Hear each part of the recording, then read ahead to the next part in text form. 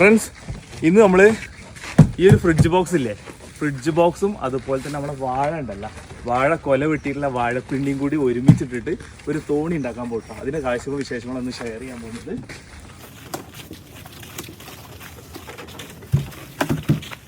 ഇവിടെ ഒരു കൊല വെട്ടിയ ഇവിടെ ഉണ്ട്.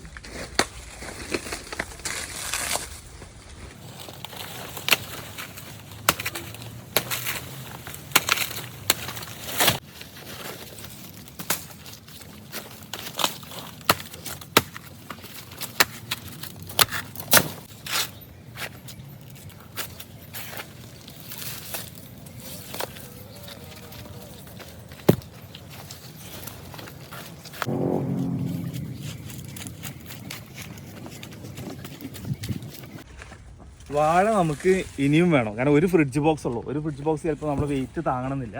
അപ്പോൾ കുറച്ചും കൂടി വാഴ കിട്ടുമോ നോക്കണം, അതിന് വേണ്ടി ഇറങ്ങിയതാണ്.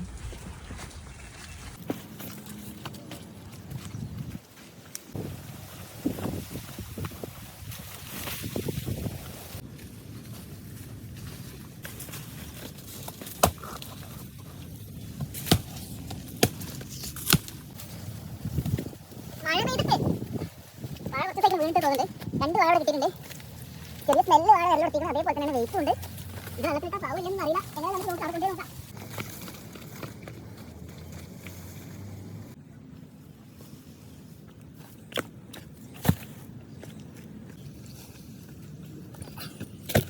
ഈ ഒന്ന് വീണിട്ട് കുറച്ച് ദിവസം അയക്കണം തോന്നുന്നുണ്ട്. സ്മെല്ലുണ്ട്, അതുപോലെ തന്നെ നല്ല വെള്ളം കുടിക്കുകയും ചെയ്തിട്ടുണ്ട്. അങ്ങനെ 4 എണ്ണം നമ്മൾ ഒപ്പിച്ചിട്ടുണ്ട്. നമുക്ക് ആദ്യമേ ഈ ഫ്രിഡ്ജ് ബോക്സിൻ്റെ ഈ ഒരു ഗ്യാപ്പ് ഉണ്ടല്ലോ, ഇതിൻ്റെ അടിയിൽ ഇവിടെ പൊള്ളായി നിൽക്കുന്നതാണ്. അപ്പോൾ ഇവിടെ ഫില്ല് ചെയ്യണം. അപ്പോൾ അതുപോലുള്ള ഒരു 5 പീസ് ആദ്യം കിട്ടണം. അപ്പോൾ അത് ആദ്യം നമ്മൾ എന്ത് ചെയ്യുന്നത്, അതിൻ്റെ ചെറിയ പീസ് ആക്കാനുള്ള കട്ട് പീസുകളാണ് ആദ്യം നമ്മൾ റെഡിയാക്കാൻ പോകുന്നത്.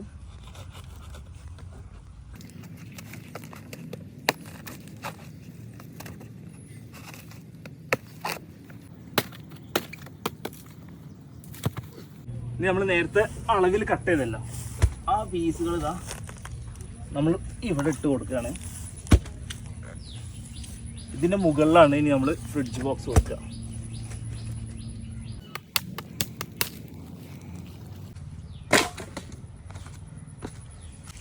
ഇനി നമ്മൾ ഓരോന്നിൻ്റെ സെൻറ്റർ ഭാഗത്തു കൂടി നോക്കിയിട്ട് നമ്മൾ കുറ്റിയടിക്കണം. ഇതെന്തിനാണെന്ന് വെച്ചിട്ടുണ്ടെങ്കിൽ നമുക്ക് ഇങ്ങനെ അടിച്ചു കഴിഞ്ഞാൽ എളുപ്പത്തിൽ ഇത് താഴ്ന്നു കിട്ടും.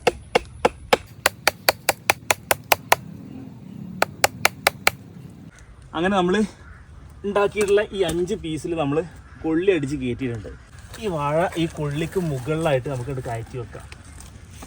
ഈ സൈഡും അതേപോലെ തന്നെ നമ്മളിത് ചെയ്ത് കഴിഞ്ഞിട്ടുണ്ടെങ്കിൽ ഉള്ള ഗുണം എന്താ വെച്ചിട്ടുണ്ടെങ്കിൽ ഇത് ഇതിൻ്റെ മുകളിൽ കയറ്റി വെച്ചിട്ടുണ്ടെങ്കിൽ ഈ സെൻറ്ററിലൊരു ഗ്യാപ്പ് വന്നു കറക്റ്റായിട്ട്. ഇത് നമ്മൾ ഫ്രിഡ്ജ് ബോക്സിൻ്റെ അതേ അളവായിരിക്കും.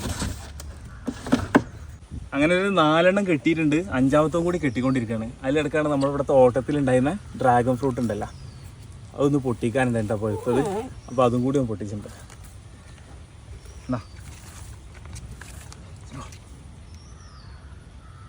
ഇതൊന്നും കഴിഞ്ഞിട്ട് നോക്കാം ബാക്കി പണി.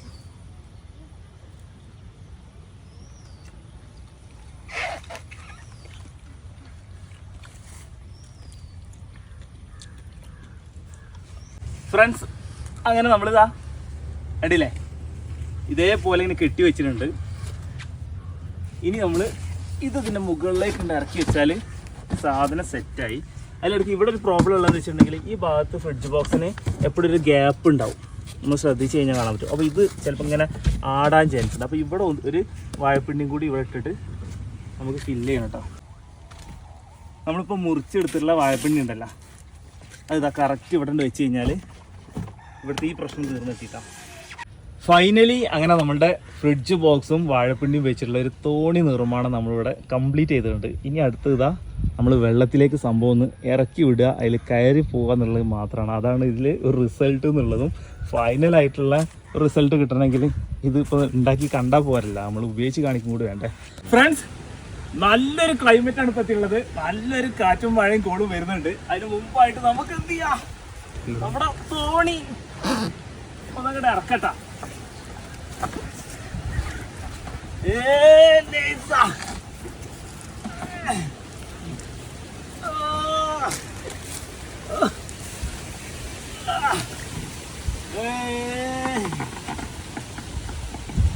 സംഭവം റെഡി ആയിട്ടുണ്ട്. നമ്മള് കേറി നോക്കാൻ പോവാണ്. എന്താവും അവസ്ഥ എന്നറിയില്ല.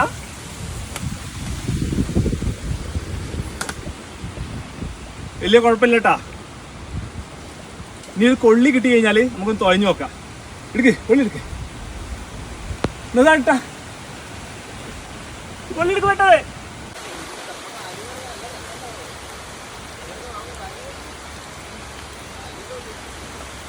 ഓ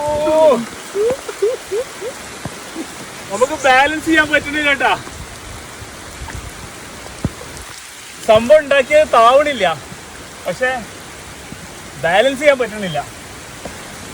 നമ്മളെ തോണിയുടെ ഒരു സൈഡ് പൊട്ടിയിട്ടുണ്ട്, കാലിന് ചെറുതായിട്ട് നീറ്റലുണ്ട്. നല്ല അടിപൊളി മഴ കേട്ടാ. നമ്മളൊക്കെ വെയിറ്റ് കുറഞ്ഞ 1-2 ആൾക്കാരുണ്ട് ഇവിടെ. അവർക്ക് ഒന്ന് കയറിയിട്ട് പോകാൻ പറ്റുമോ?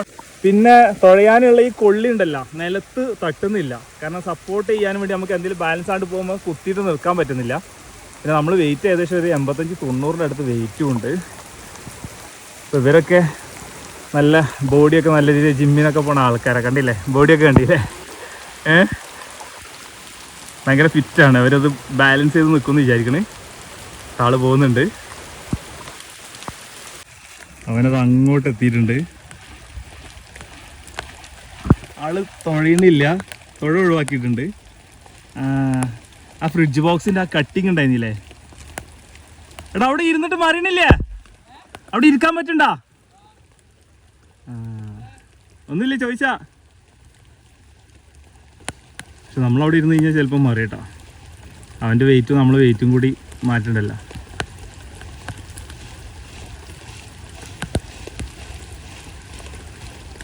സംഭവം പൊളിച്ചിട്ടോ. വേറൊരു വല്ലാത്തൊരു ഫീൽ തന്നെ ആയിരുന്നു സംഭവം. കാരണം വെച്ചാൽ നമ്മൾ ഉണ്ടാക്കി കഴിഞ്ഞ ശേഷം ആ മഴ കണ്ട് വന്ന് മഴയത്ത് വെള്ളത്തിലാ നല്ലൊരു രസമുള്ള ടൈമായിരുന്നു. എങ്ങനെയുണ്ടായിരുന്നു? സൂപ്പറാ.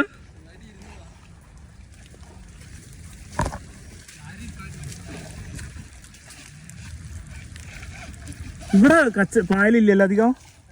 ഇവിടെ നമ്മളാ ബോട്ട് ഇറക്കിയ സ്ഥലം ഉണ്ടല്ലോ, അവിടെ കുറച്ച് പായലുണ്ടായിരുന്നു.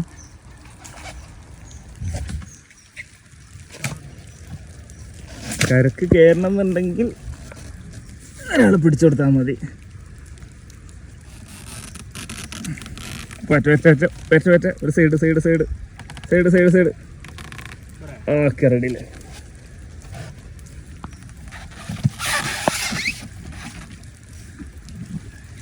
നമ്മുടെ ബോട്ടിൻ്റെ ഈ ഒരു കഷ്ണം ഉണ്ടല്ലോ, ഈ കാണുന്ന ആ ഒരു പീസ് നമ്മൾ ഇങ്ങോട്ട് എടുത്തിട്ടാണ് അത് നേരിട്ടതാ ഇവിടെ കണ്ടില്ലേ, ചെറിയ സ്ക്രാച്ച് കാര്യങ്ങളായിട്ടുണ്ട്. അപ്പോൾ ഇതുപോലുള്ള സംഭവങ്ങളൊക്കെ ചെയ്യുന്ന സമയത്ത് അവരവരെ റിസ്കിലൊക്കെ ചെയ്യാൻ ശ്രമിക്കുക. വീഡിയോ കണ്ടിട്ട് ആരും അനുകരിക്കരുത്. അപ്പോൾ ഇന്നത്തെ നമ്മുടെ ബോട്ട് മേക്കിങ്ങിൻ്റെ വീഡിയോ കുറിച്ചുള്ള അഭിപ്രായങ്ങളും നിർദ്ദേശങ്ങളൊക്കെ വീഡിയോ താഴെ കമൻറ്റ് ചെയ്യാൻ ശ്രമിക്കുക. എന്താ പറഞ്ഞു ഇനി ഒന്നുകൂടി ചെയ്യാനാ? തെളിയല്ലല്ലോ വിഷയം, നമ്മളെ വെയിറ്റല്ലേ വിഷയം. ബാലൻസ് ചെയ്യാൻ പറ്റില്ലടാ, അതാണ് സംഭവം. അടിപൊളി എക്സ്പീരിയൻസ് തന്നെയാണ്. പക്ഷെ വീഡിയോ കണ്ടിട്ട് ആരും അനുകരിക്കരുത്.